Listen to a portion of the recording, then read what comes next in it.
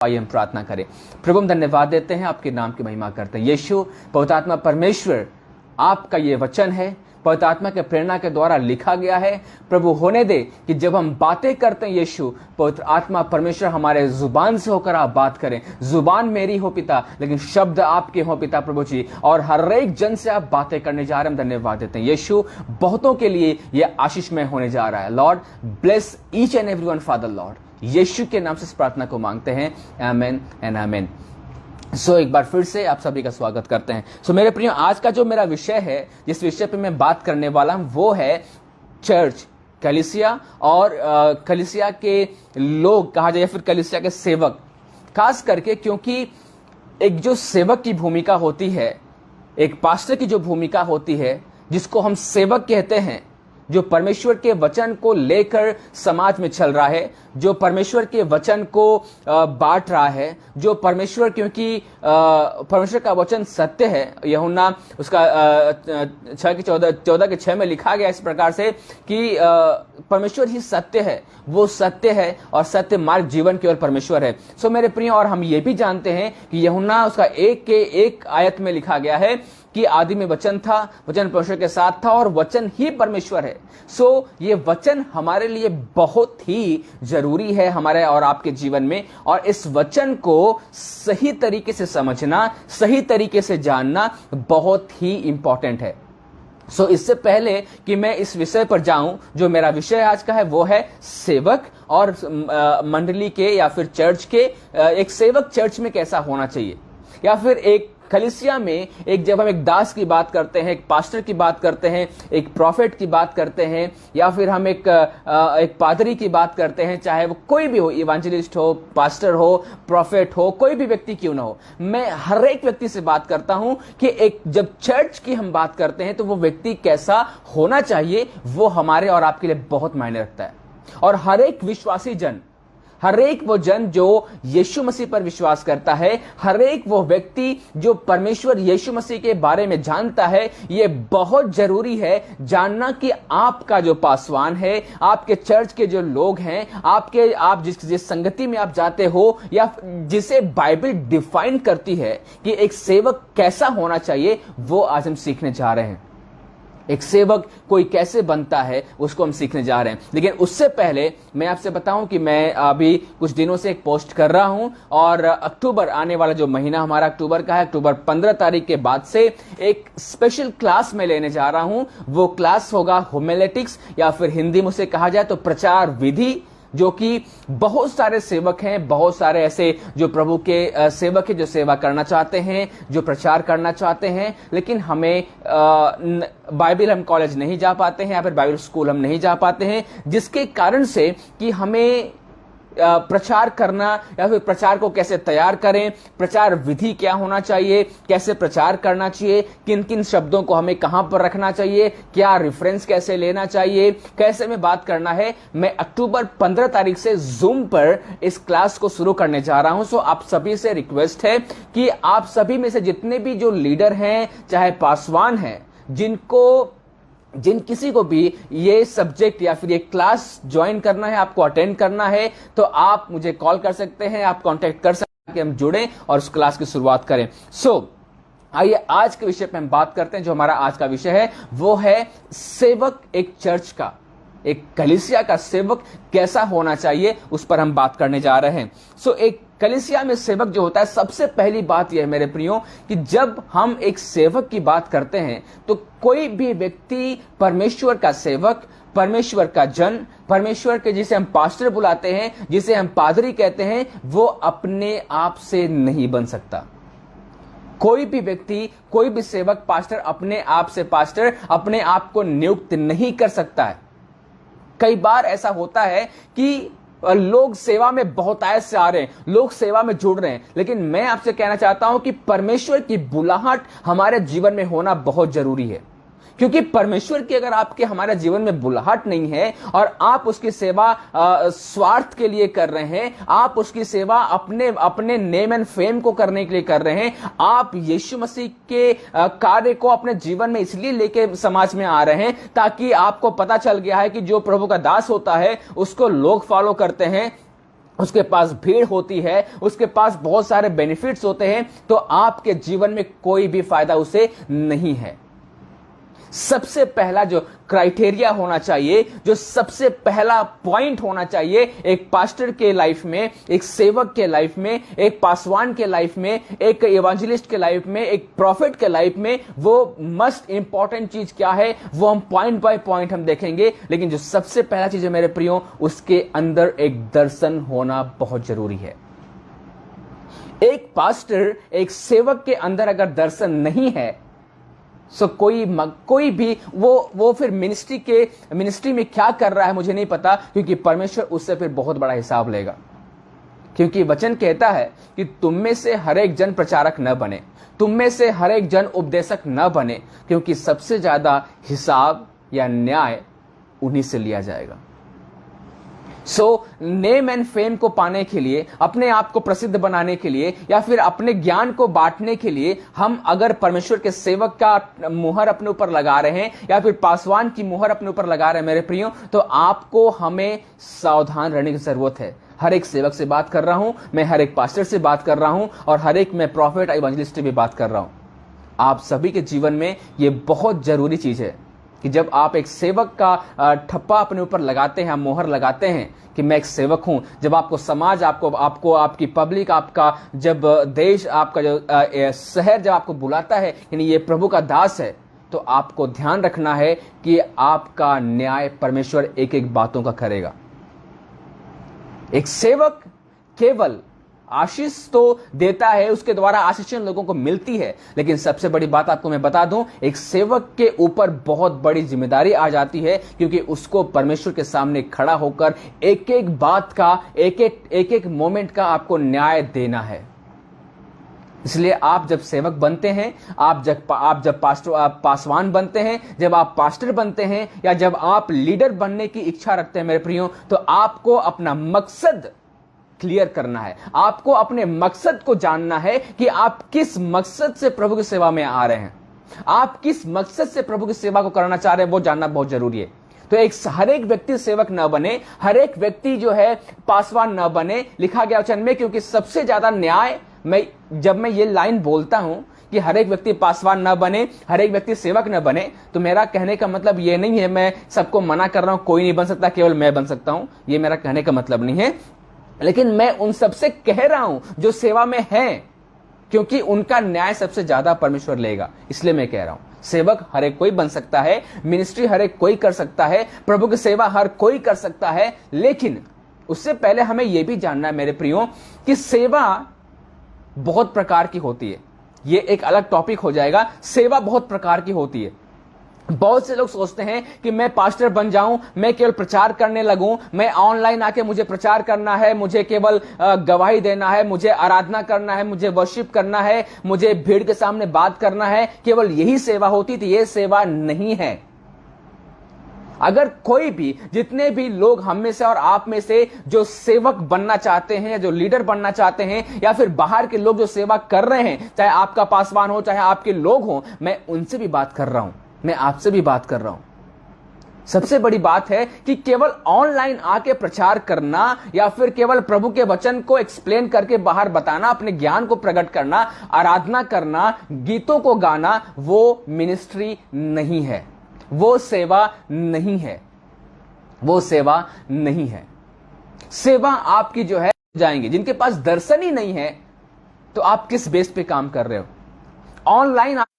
Hallelujah. सो क्षमा चाहते हैं, कुछ नेटवर्क की वजह से वीडियो मेरा स्टक हो गया था, रुक गया था। सो वचन कहता है जहां पर दर्शन नहीं होता, जहां पर दर्शन की बातें नहीं होती, लोग वहां पर क्या होते हैं? निरंकुश हो जाते हैं। लोग वहां पर, उनके जीवन में कुछ भी नहीं बचता मेरे प्रियो। सो ये अलग टॉपिक है, ये अलग विषय है। जब मैं बात करता हूं कि एक सेवकाई में, सेवकाई क्या है, मिनिस्ट्री है क्या, उसको जानना एक बहुत अलग चीज है, उसको जानना एक बहुत अलग चीज है। सो आप परखें और जांचें कि दर्शन होना बहुत जरूरी है। ऑनलाइन आना, ऑनलाइन प्रचार करना, गीत को गाना, वो मिनिस्ट्री नहीं है, वो दर्शन में नहीं आता, क्योंकि उसमें आपके लोग आप आ रहे कर रहे, वो बहुत बड़ी बात नहीं है, क्योंकि ये अवसर हमारे लिए है, हमारे लिए प्लेटफॉर्म मिला कि हम कर रहे हैं, लेकिन वो हमारा विजन नहीं है। सो आइए हम इस बात को देखते हैं कि सबसे पहला पॉइंट, एक जो पासवान होना चाहिए, एक पास्टर होना चाहिए, जो चर्च का एक पासवान, जो पादरी, एक जिम्मेदार व्यक्ति होता है जिसे परमेश्वर नियुक्त करता है। पहला पॉइंट क्या है, उसके अंदर क्या होना चाहिए? पहला पॉइंट है कि वो परमेश्वर के द्वारा बुलाया जाने वाला होना चाहिए। सबसे पहली बात, एक सेवक, एक पासवान, एक इवांजलिस्ट, एक प्रॉफिट, एक बिशप या फिर कोई भी लीडर क्यों ना हो, हम में से आप में जो सेवा कर रहा है, जो परमेश्वर के वचन को बांट रहा है, मैं आपसे बात कर रहा हूं मेरे प्रियो कि सबसे पहला पॉइंट जो एक सेवक के अंदर होना चाहिए, जो व्यक्ति कलीसिया को डील कर रहा है, जो व्यक्ति भीड़ की अगुवाई कर रहा है, उसके अंदर सबसे पहला पॉइंट क्या होना चाहिए कि वो परमेश्वर के द्वारा बुलाया जाने वाला होना चाहिए।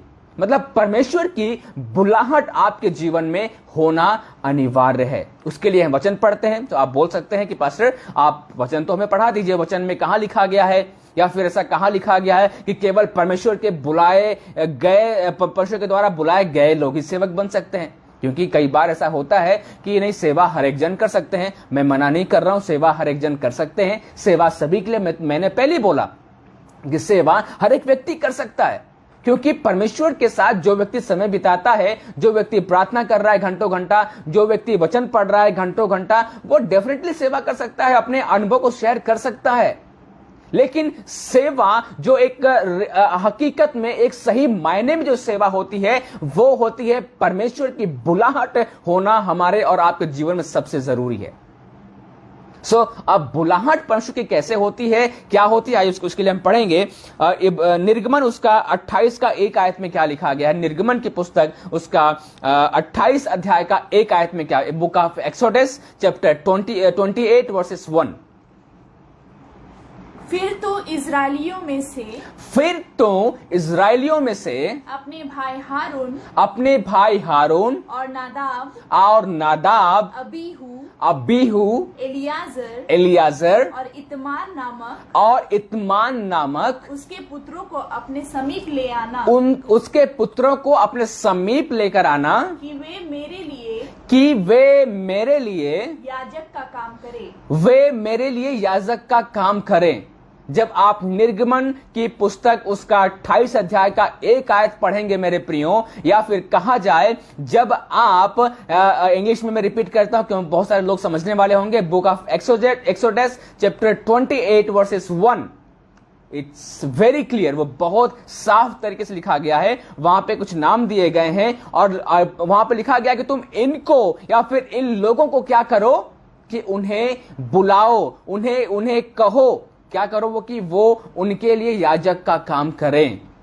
याजक मतलब क्या होता है? परमेश्वर का सेवक। याजक मतलब क्या होता है? परमेश्वर का जन। याजक मतलब क्या होता है? एक पासवान, एक पादरी, जो परमेश्वर के भय में होकर, परमेश्वर के आज्ञाकारिता में होकर, पवित्रता में होकर, नम्र जीवन बिताकर, जो परमेश्वर के बुलाए अनुसार या फिर परमेश्वर जिनको चुनता है उन्हें परमेश्वर बुलाता है। परमेश्वर यहां पर नाम लेकर कह रहा है कि तू इन लोगों को और इनके पुत्रों को मेरे समीप लेकर आ और इनसे कह दे कि ये मेरे लिए याजक का काम करें या फिर मेरे लिए याजक बने। मेरे प्रियो, इस वचन को आप पढ़िए। तो सबसे बड़ी बात है जो एक सेवक के जीवन में होना चाहिए, जो एक पासवान के जीवन में होना चाहिए, वो है परमेश्वर की बुलाहट। अब आप बोल सकते हैं कि परमेश्वर की बुलाहट को हम कैसे पहचानें? अब आप कह सकते हैं कि परमेश्वर की बुलाहट को पास्टर साहब हम कैसे पहचानें? कैसे हम जान सकते हैं कि परमेश्वर हमें बुलाता है? कैसे हम जान सकते हैं कि परमेश्वर की बुलाहट हमारे जीवन में है? उसके लिए एक अलग विषय है, उसके लिए एक अलग टॉपिक है, लेकिन फिर भी मैं आपसे बताता हूं जो सबसे सरल और आसान तरीका है मेरे प्रियो, परमेश्वर के बुलाहट को अपने जीवन में पहचानने के लिए, अपने जीवन में जानने के लिए, वो है आपका घुटना। घुटना इन द सेंस क्या? जब हम घुटना की बात करते हैं तो आप बोलेंगे घुटना मतलब क्या? तो घुटना मतलब होता है प्रार्थना। घुटने में होकर आप प्रार्थना करें, आप नी डाउन होकर प्रभु के सामने प्रार्थना करें, आप घंटों घंटा प्रभु से प्रार्थना करें और प्रभु से आप पूछें कि परमेश्वर अगर आपकी सेवा करने की इच्छा है तो अब इसका मतलब ये नहीं है, मैं ये नहीं कहना चाहता हूं कि आप प्रार्थना करेंगे तभी प्रभु आपको बताएगा कि आपके जीवन में आपकी बुलाहट क्या है। ऐसा नहीं है। टू बी वेरी क्लियर, आप इस बात से क्लियर हो जाएं। मेरा कहने का मतलब ये नहीं है कि आप जब घंटों घंटे प्रार्थना करेंगे, उपवास रखेंगे, तभी प्रभु रिवील करेगा कि आपके जीवन में बुलाहट है। ऐसा नहीं मैं कह रहा हूं, क्योंकि जिसे परमेश्वर चुनता है ना, जिसे परमेश्वर अपनी मिनिस्ट्री के लिए बुलाना चाह रहा है, जिसे यीशु अपने सेवा के लिए बुलाना चाह रहा है, उसको प्रार्थना वो नहीं भी करेगा ना, वो भागना चाहेगा, फिर भी प्रभु उससे बात करके उसको अपने मिनिस्ट्री के लिए बुला लेगा। जैसे हम योना के बारे में देखते हैं, योना भागने की कोशिश किया, योना अब परमेश्वर से दूर जाने की कोशिश किया, लेकिन उसे परमेश्वर ने छोड़ा नहीं। उसे परमेश्वर ने अपने महिमा के लिए, जो परमेश्वर की बुलाहट उसके जीवन में थी कि परमेश्वर उसके जीवन के द्वारा करे, वो परमेश्वर ने किया। वो अपने तरीके से प्रभु ने किया। जब आपके जीवन में, इसलिए मैंने बोला ना कि सेवकाई करने के लिए सबसे पहला कदम होता है परमेश्वर की बुलाहट। अगर परमेश्वर की बुलाहट आपके जीवन में है तो आप कहीं भी नहीं जा सकते हैं, आप कहीं भाग नहीं सकते हैं, आप कहीं जा नहीं सकते। क्यों? क्योंकि परमेश्वर आपको जाने देगा ही नहीं, क्योंकि उसका मकसद आपके जीवन में छुपा हुआ है। अब बात करते हैं, आप सवाल कर सकते हैं, पास्टर साहब इसका मतलब जो सेवा करते हैं उन्हीं के जीवन में मकसद है, बाकी लोग के जीवन में मकसद नहीं है क्या? तो ऐसा नहीं है। हर एक व्यक्ति मकसद के साथ आता है, लेकिन हर एक व्यक्ति का कार्य अलग अलग है। हर एक व्यक्ति पास्टर नहीं बन सकता है। अरे अगर हर एक व्यक्ति पास्टर बन जाएगा तो सुनने वाला व्यक्ति भी होना चाहिए, पास्टर के लिए प्रार्थना करने वाला व्यक्ति भी होना चाहिए, पास्टर के साथ सहायक के रूप में काम करने वाला व्यक्ति भी होना चाहिए। हर एक व्यक्ति पासवान नहीं बन सकता है, हर एक व्यक्ति इवांजलिस्ट नहीं बन सकता है, हर एक व्यक्ति प्रॉफिट नहीं बन सकता है, लेकिन जिनको परमेश्वर ने चुना है वो व्यक्ति भाग भी नहीं सकता है। आपको जानना है कि आपकी जिम्मेदारी परमेश्वर के राज्य के लिए क्या है, वो मस्ट है जानना। तो अगर हर एक व्यक्ति पास्टर बन जाए, हर एक व्यक्ति प्रॉफिट बन जाए, हर एक व्यक्ति सेवा करने लगे, तो पास्टर का सहायक कौन बनेगा? पास्टर के साथ कौन उसकी सहायता करेगा? पास्टर की जो प्रार्थना टीम होती है वो कौन करेगा? चर्च में जो कुछ लोग जिम्मेदारियां छोटी छोटी होती हैं उसको कौन निभाएगा? राइट। हर एक व्यक्ति का एक लेबल होता है मेरे प्रियो, हर एक व्यक्ति का एक जिम्मेदारी परमेश्वर ने देकर रखा है। हर एक व्यक्ति का अलग अलग जिम्मेदारी है, तो उसे हमें जानने की जरूरत है। इस बात से क्लियर हो जाइए कि मकसद हर एक के जीवन में है, लेकिन अलग अलग है। अब रही बात बुलाहट की, जो सेवकाई है, सेवकाई कोई आसान काम नहीं है। आप एक सेवक न कहला के भी सेवा कर सकते हैं। कैसे? कि जब आप अपने अध्ययन को करते हैं, जो आपका व्यक्तिगत जीवन प्रभु के सामने बीत रहा है, जब आप व्यक्तिगत रूप से प्रभु के सामने जब आप प्रार्थना करते हैं, चाहे वो भोर में करते हो, चाहे आप रात में करते हो, चाहे आप दिन में करते हो, और जब आप प्रभु के सामने वचन का अध्ययन करते हैं, जो आपका व्यक्तिगत डिवोशन है, जो व्यक्तिगत आपका अध्ययन है प्रभु के सामने, जो वो आप करते हैं और प्रभु की आत्मा आपसे बात करती है, उस प्रकाशन को, उस चीजों को आप लोगों से शेयर करेंगे, वो भी मिनिस्ट्री है। वो भी मिनिस्ट्री है, क्योंकि जो परमेश्वर की आत्मा आपसे बात किया वचन पढ़ते समय, वही बातें अगर आप लोगों को शेयर कर रहे हैं, तो वो भी सेवा है, वो भी मिनिस्ट्री है, वो भी एक कार्य है। ठीक है? पासवान बनना ही बड़ी बात नहीं है। मेरे प्रियो, हमें और आपको इस बात को जानना है। सबसे पहली बात है, हमारे और आपके जीवन में जो पास्टर कहलाते हैं, जो पासवान बनना चाहते हैं, आप इस बात को जान लें और आप इसको जानने के लिए प्रभु से प्रार्थना करें, क्या आपके जीवन में बुलाहट है या नहीं है। अगर आपके जीवन में बुलाहट है तो आप किसी भी कीमत पे भाग नहीं सकते प्रभु से, और अगर आपके जीवन में बुलाहट नहीं है तो आप किसी भी कीमत पे जबरदस्ती प्रभु के सन्मुख में आप आ भी नहीं सकते। आप नहीं आ सकते, क्योंकि परमेश्वर निर्गमन उसका 28 के 1 में हमने पढ़ाया, वहां पे साफ साफ लिखा गया है कि क्या लिखा गया है कि बिना, प्रभु ने नाम लेकर बोला कि इनको क्या कर, इनके पुत्रों को क्या कर कि बुला मेरे सन्मुख और कह कि ये मेरे लिए याजक का काम करें। मेरे प्रियो, प्रभु की बुलाहट को पहचानें। एक सेवक के जीवन में प्रभु की बुलाहट होना बहुत जरूरी है। उसके बुलाहट के बिना कार्य करना, फिर परमेश्वर कैसे अगुवाई करेगा मुझे नहीं पता। अगर आप में से जितने लोग, जब मैंने इस बात को कहा आपसे कि नहीं आप घुटना टेक कर प्रार्थना करें, आप खूब प्रार्थना करें, प्रभु से पूछें कि आपकी बुलाहट क्या है, तो मैं उनके लिए बोला हूं जो कि परमेश्वर की सेवा करने की इच्छा रखते हैं। आपको इच्छा है लेकिन अपनी बुलाहट को आप पहचान नहीं पा रहे हो, तो आप क्या करो, घुटना टेक कर प्रार्थना करो और प्रभु से कहो कि प्रभु मुझे आप इस्तेमाल करो, मुझे आपके राज्य के लिए बड़े काम को करना है, मुझे आपके राज्य के लिए सेवकाई करना है, प्रभु मुझे आप इस्तेमाल करो, मुझे बताओ कि क्या करना है, प्रभु आपको दिखाएगा। लेकिन जिनके जीवन में बुलाहट है, प्रभु उन्हें छोड़ेगा भी नहीं। राइट। सो जिनके जीवन में बुलाहट नहीं है, अगर आप सेवा करने के लिए उतर रहे हैं मिनिस्ट्री में, आप सेवा करने के लिए आप अपने आप को आगे बढ़ा दिए हैं, तो प्रभु से प्रार्थना करें और जाने कि आपकी बुलाहट क्या है। सेवा करने के लिए आप आ तो गए हैं, लेकिन बिना बुलाहट की सेवा कैसे करना है वो मैं नहीं जानता हूं। आपको घुटना टेक के प्रार्थना करना, प्रभु से कहना, प्रभु मुझे बता कि मैं कैसे सेवा करूं। अगर आप सेवक बन चुके हैं तो आप प्रार्थना करें। आप सेवक नहीं हैं और प्रभु की बुलाहट है तो प्रभु आपको बुलाएगा। सो आइए दूसरा जो पॉइंट है, जो पहला पॉइंट हम रिपीट कर रहे थे, वो क्या है कि एक सेवक के जीवन में, एक सेवक बनने के लिए सबसे पहला पॉइंट है कि हमारे अंदर प्रभु की बुलाहट होना जरूरी है। To have a call of God in our life. Right. Second thing क्या है कि परमेश्वर के द्वारा तैयार किए जाते हैं। सेवक जो है परमेश्वर के द्वारा तैयार किए जाते हैं। ठीक है, सेवक जो है परमेश्वर के द्वारा तैयार किए जाते हैं। वो क्या है, आप उसको पढ़ सकते हैं, दूसरा कुरिन्थियों का 3 अध्याय का 5 और 6 आयत। Second Corinthians chapter 3 verses 5 and 6। दूसरा कुरिन्थियों उसका 3 अध्याय का 5 और 6 आयत में क्या लिखा गया है उसको हम पढ़ते हैं।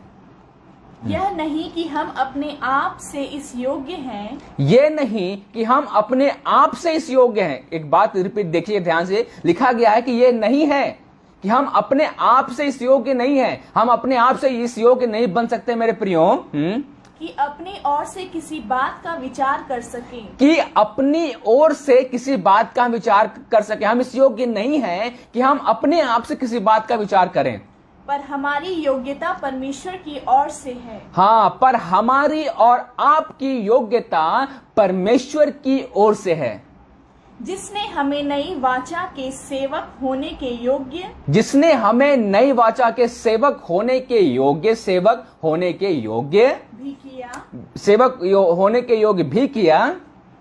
शब्द के सेवक नहीं वरन आत्मा के। यस, क्या लिखा गया, पॉइंट हम देना है कि शब्द के सेवक नहीं वरन क्या करना, हमें आत्मा के सेवक बनना है। क्योंकि शब्द मारता है, क्योंकि शब्द जो है वो मारता है, पर आत्मा जिलाता है। पर आत्मा जिलाता है, आत्मा जीवन देता है। इसीलिए लिखा गया है कि सत्य, मार्ग और जीवन कौन है, परमेश्वर है। और इसीलिए यूहन्ना 10 के 10 में जो सेकंड लाइन है, जो बी पार्ट है, वहां पर क्या लिखा गया, यीशु मसीह कहता है कि मैं इसलिए आया कि तुम जीवन पाओ और बहुतायत का जीवन पाओ। मेरे प्रियो, परमेश्वर का काम है जीवन देना, पवित्र आत्मा का काम है जीवन देना। वो हमें जीवन देता है, वो हमारे क्योंकि हम पाप में मरे थे, हम गुनाहों में मरे थे, वो हमें जीवन देता है। लिखा गया है कि तुम हमें शब्द के प्रचारक नहीं बनना, हमें शब्द के अनुसार काम नहीं करना, वरन क्या करना है, आत्मा के अनुसार हमें काम करना है। सो मेरे प्रियो, इस बात को आप जान लें। ये दूसरा पॉइंट हमारा क्या है कि परमेश्वर के द्वारा तैयार किए जाने वाला व्यक्ति होना चाहिए। आज हमारे बीच में, मसीह समाज में बहुत सारे ऐसे लोग हैं मेरे प्रियो, मैं आपसे बताऊं कि जो लोग के पास ज्ञान बहुत है, ज्ञान बहुत है, उनके जीवन में पहली बात तो बुलाहट नहीं है प्रभु की सेवा करने के लिए। उनके पास ज्ञान है, उन्होंने बाइबल स्टडी अच्छा से किया है, या फिर उनको एक्सप्लेन करने अच्छा आता है, या फिर उनकी डिग्री बहुत अच्छी है, उनकी पढ़ाई लिखाई बहुत अच्छी है। इसलिए लिखा गया तुम शब्दों के प्रचारक न बनो, या फिर शब्द के द्वारा हम लोगों को मोहित न करें, लेकिन आत्मा के कार्य को करना हमें। तो परमेश्वर तैयार करता है।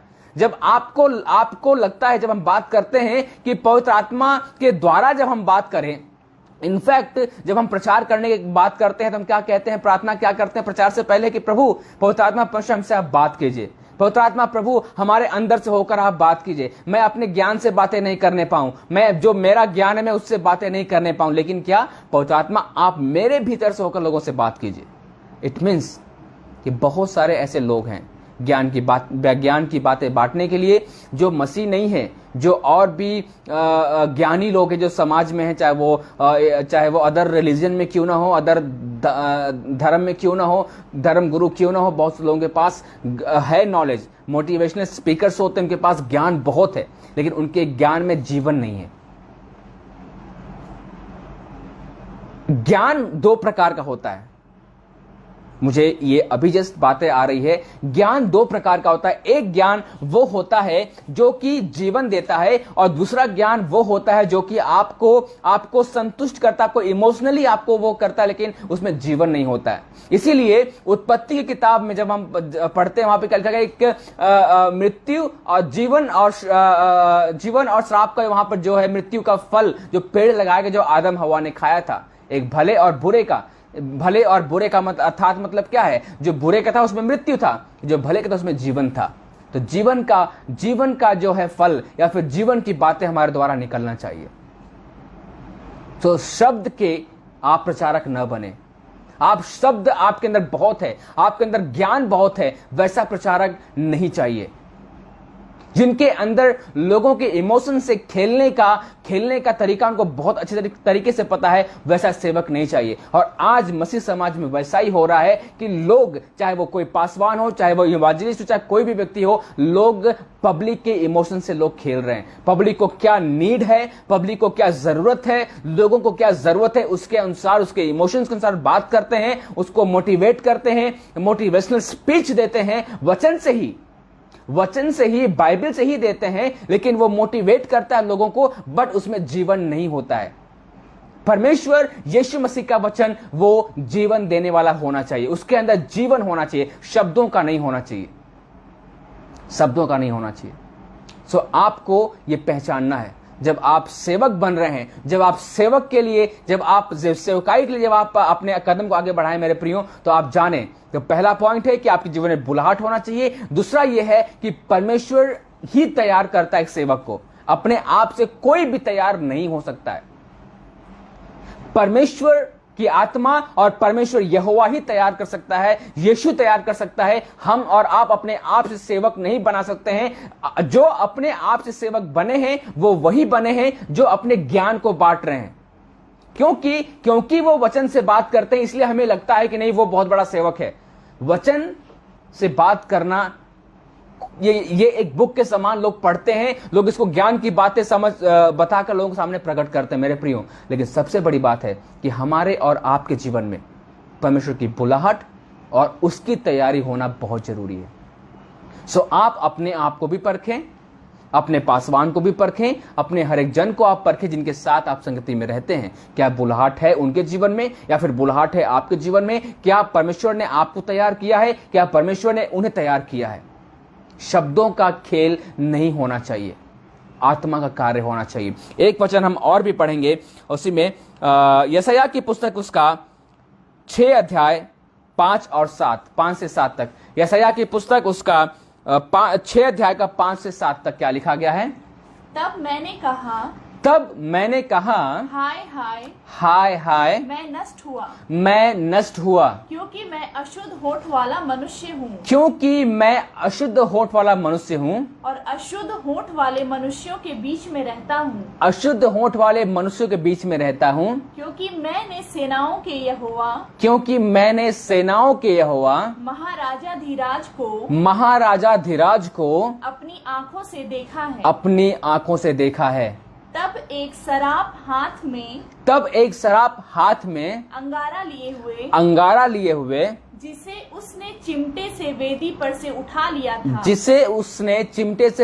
से उठा लिया था मेरे पास उड़कर आया।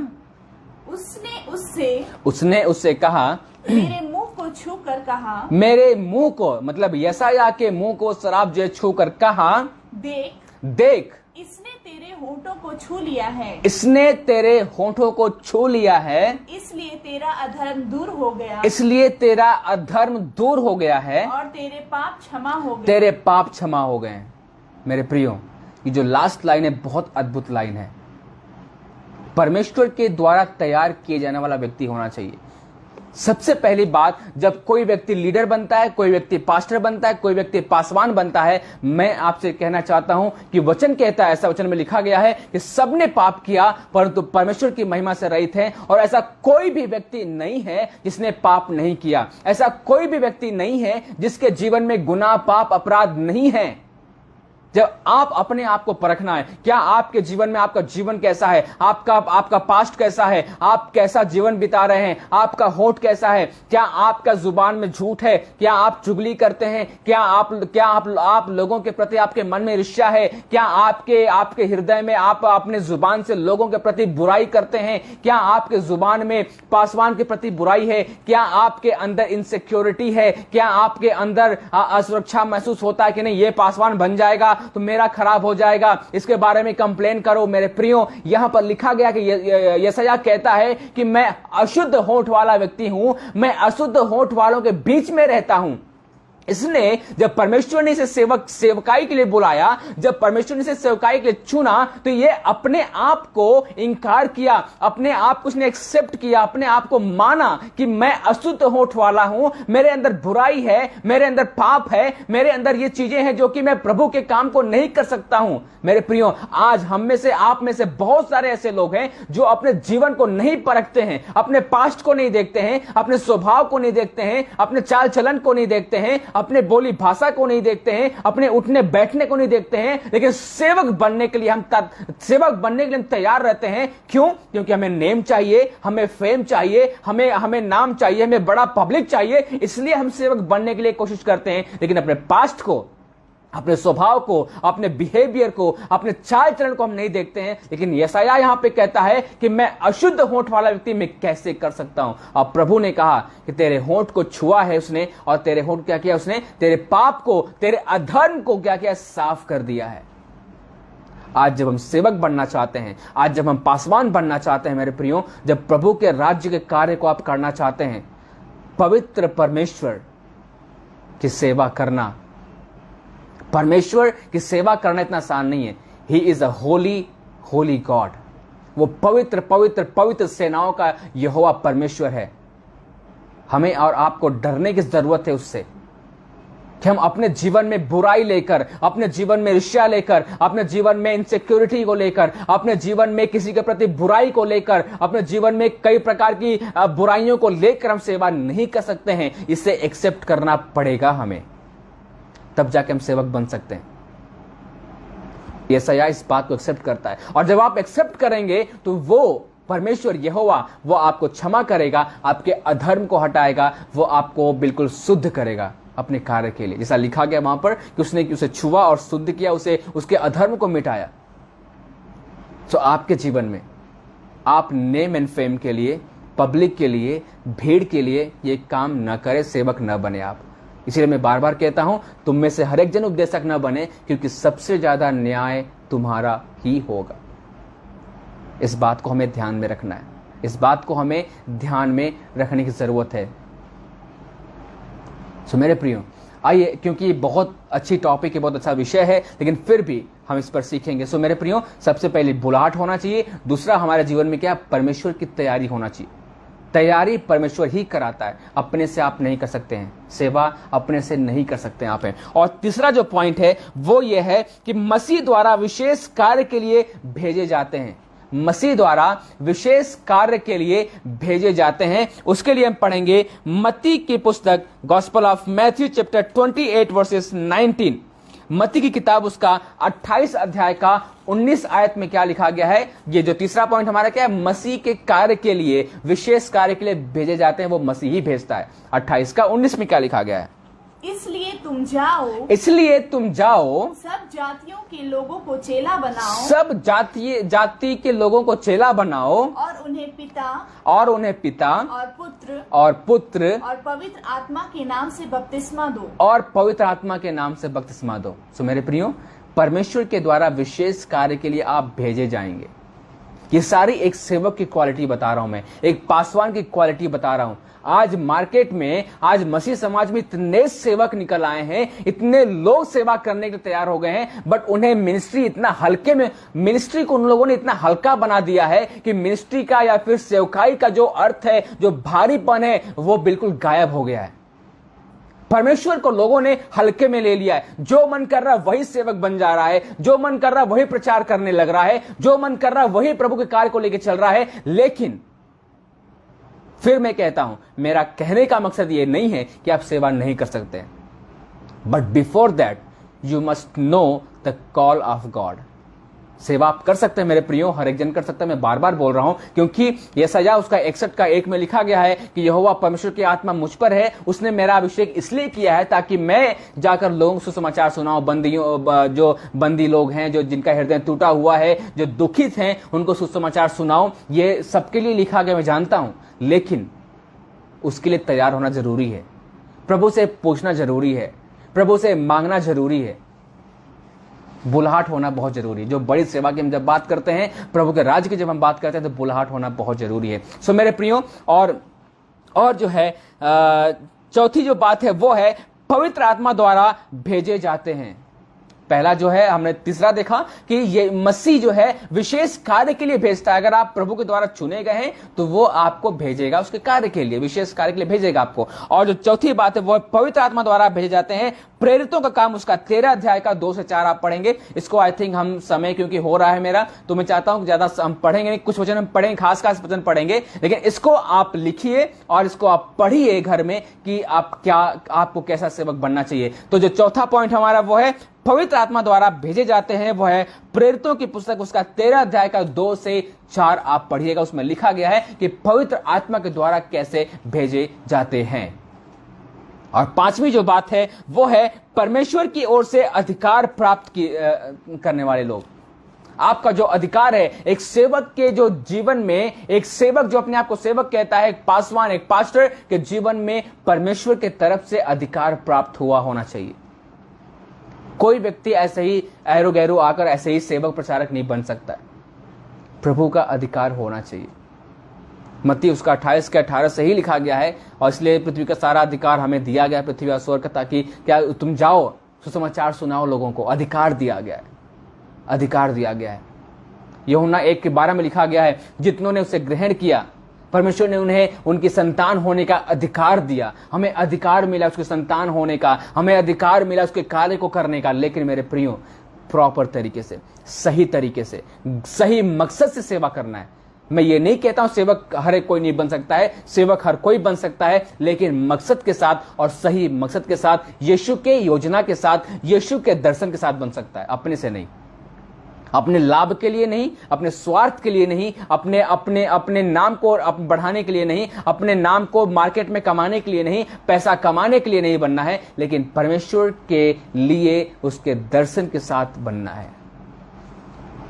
तो पवित्र आत्मा भेजता है। और पांचवी जो बात मैंने बताया परमेश्वर की ओर से अधिकार होना चाहिए, वो है दूसरा कुरिन्थियों उसका 10 के 8 में लिखा गया है। दूसरा कुरिन्थियों उसका 10 का 8 और 13 का 10। दूसरा कुरिन्थियों उसका 10 अध्याय का 8 आयत और 13 अध्याय का 10 पद उसमें लिखा गया है। तो आइए इसको हम एक बार पढ़ लेते हैं। दूसरा कुरिन्थियों उसका 10 अध्याय का 8 आयत में क्या लिखा गया है? क्योंकि यदि मैं उस अधिकार के विषय में और भी घमंड दिखाऊं जो प्रभु ने तुम्हारे बिगाड़ने के लिए नहीं पर बनाने के लिए हमें दिया है तो लज्जित ना होऊंगा।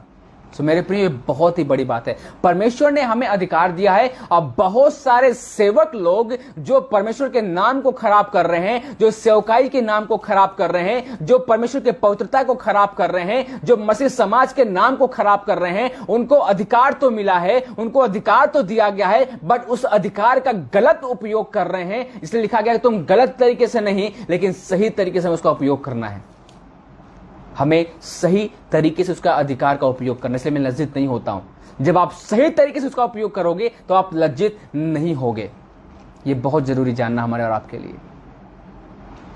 ये बहुत सारी क्वालिटी है मेरे प्रिय एक सेवक के जीवन में होना।